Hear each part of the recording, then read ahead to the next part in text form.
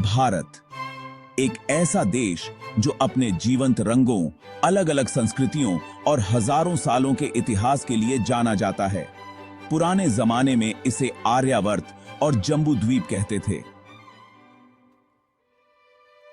प्राचीन ज्ञान, शक्तिशाली राज्यों और बहादुरी की कहानियों से भरी हुई है।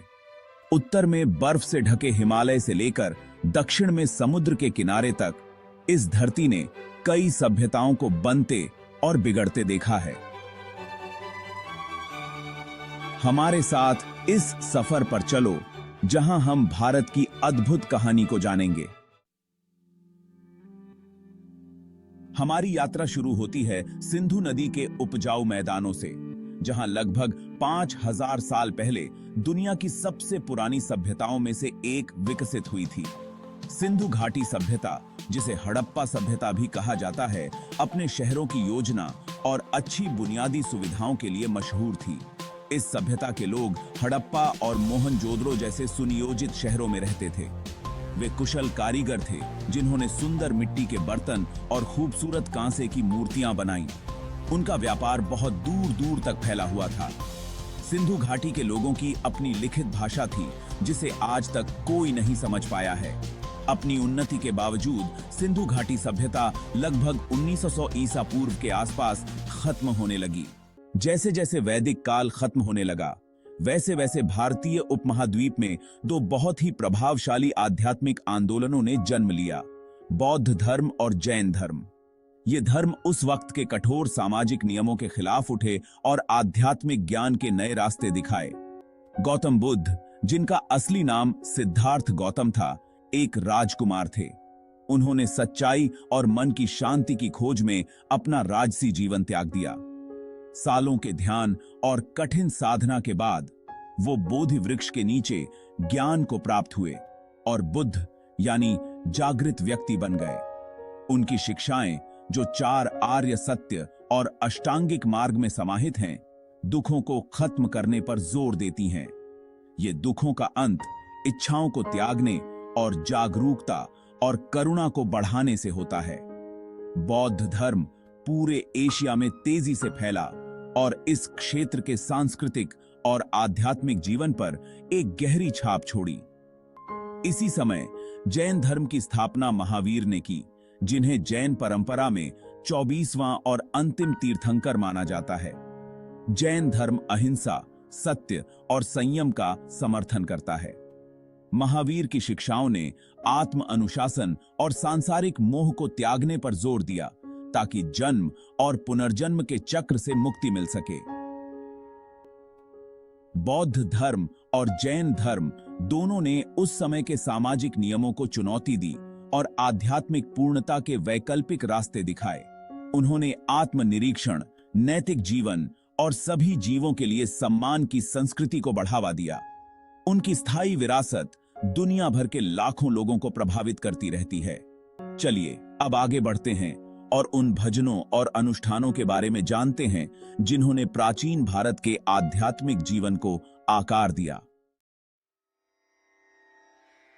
सिंधु घाटी सभ्यता के खत्म होने के बाद भारतीय इतिहास में एक नया अध्याय शुरू हुआ, जब मध्य एशिया से इंडो आर्यन लोग भारत आए। 1500 ईसा पूर्व से 500 ईसा पूर्व तक का समय वैदिक काल कहलाता है। इसका नाम वेदों पर रखा गया है, जो उनके धार्मिक ग्रंथ हैं, जिनमें भजन, प्रार्थनाएं और अनुष्ठानों का संग्रह है। वेद हमें शुरुआती इंडो आर्यन लोगों के जीवन, विश्वासों और सामाजिक व्यवस्था के बारे में बहुमूल्य जानकारी देते हैं। वे पशु पालते थे और धीरे धीरे खेती करने लगे। परिवार उनके समाज का सबसे महत्वपूर्ण हिस्सा था और वे प्रकृति की शक्तियों को देवताओं के रूप में पूजते थे।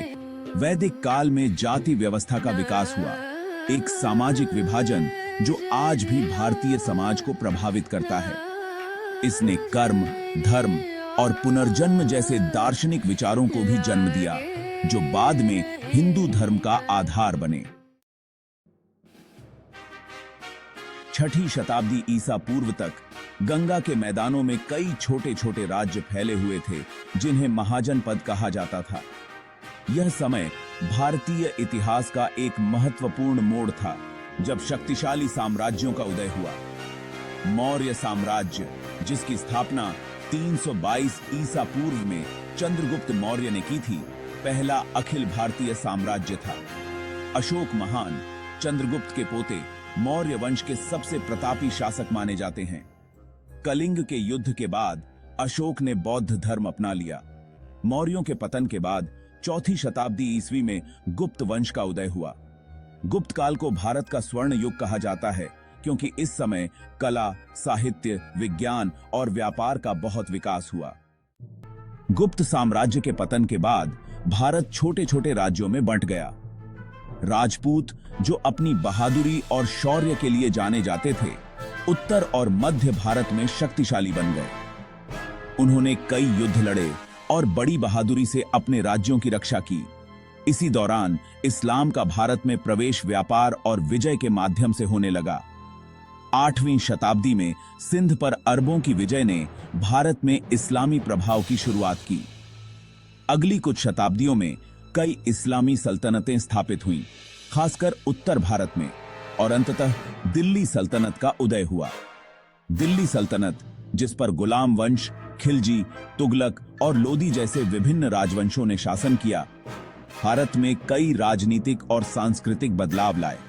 उन्होंने प्रशासन, कराधान और सेना के नए तरीके लागू किए।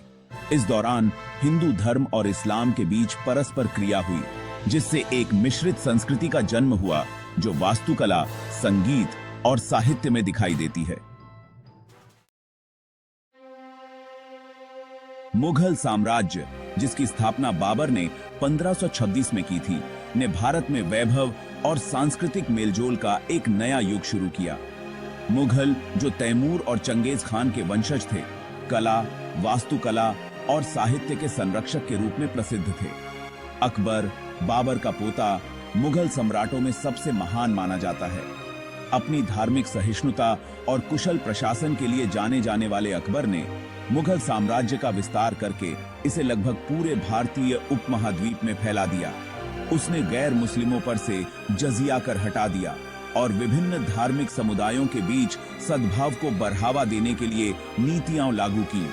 मुगल काल में ताजमहल, लाल किला और जामा मस्जिद जैसी भव्य इमारतें बनवाई गईं।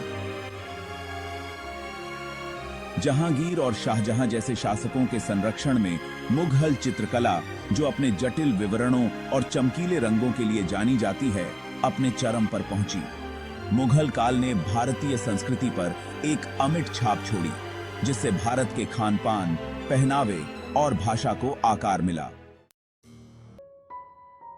17वीं शताब्दी में यूरोपीय व्यापारिक कंपनियों के आगमन ने भारतीय इतिहास में एक नया मोड़ ला दिया। 1600 में स्थापित ब्रिटिश ईस्ट इंडिया कंपनी ने धीरे धीरे भारत के विभिन्न हिस्सों पर राजनीतिक और सैन्य नियंत्रण हासिल कर लिया। 1757 में प्लासी के युद्ध और 1764 में बक्सर के युद्ध ने ब्रिटिश प्रभुत्व को मजबूत किया, जिससे भारत में ब्रिटिश औपनिवेशिक शासन की स्थापना हुई। ब्रिटिश राज ने भारत के राजनीतिक, आर्थिक और सामाजिक परिदृश्य में महत्वपूर्ण बदलाव लाए। अंग्रेजों ने अंग्रेजी शिक्षा की शुरुआत की, बुनियादी ढांचे का आधुनिकीकरण किया और प्रशासनिक सुधार लागू किए।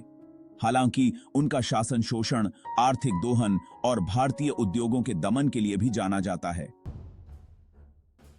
ब्रिटिश शासन के तहत भारतीयों द्वारा झेले गए शोषण और भेदभाव ने राष्ट्रवाद को जन्म दिया और स्वतंत्रता की मांग तेज होने लगी।